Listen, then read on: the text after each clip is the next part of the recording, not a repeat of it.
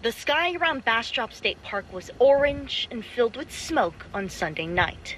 Local and state fire crews responded to calls of a fire on Park Road around 9 p.m., according to Riley Ruggiero with Texas A&M Forest Service, and evacuations began.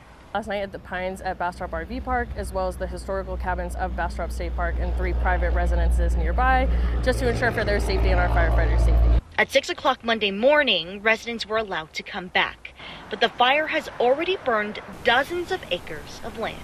The containment lines did hold their footprint overnight, which was great. We got some overnight humidity recovery and some lower winds, which were great for advantage for our firefighters. And so we're just working to ensure that those containment lines hold throughout the day. Oh, here's the day. But smoke and orange skies spark a familiar anxiety in residents like Kelly Simon. Every September I feel nervous because that was when, the last fire was.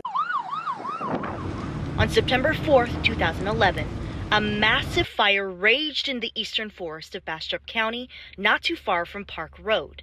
It burned down 1,600 homes and killed 2 people. Kelly Simon's house was one of those lost. It was shocking. It was unreal. It was, you don't expect your home and your neighborhood to ever be in that kind of a situation. When neighbors learned about Sunday's fire, Simone says they all knocked on each other's doors to check on one another. Especially folks who lived alone or maybe had limited transportation, made sure they knew what was going on and that everybody had a plan to get out. Simone says the difference between then and now is that people are more prepared for these kinds of disasters. We've increased our response time, we've increased our response presence.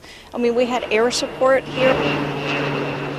Better prepared to handle nights filled with smoke.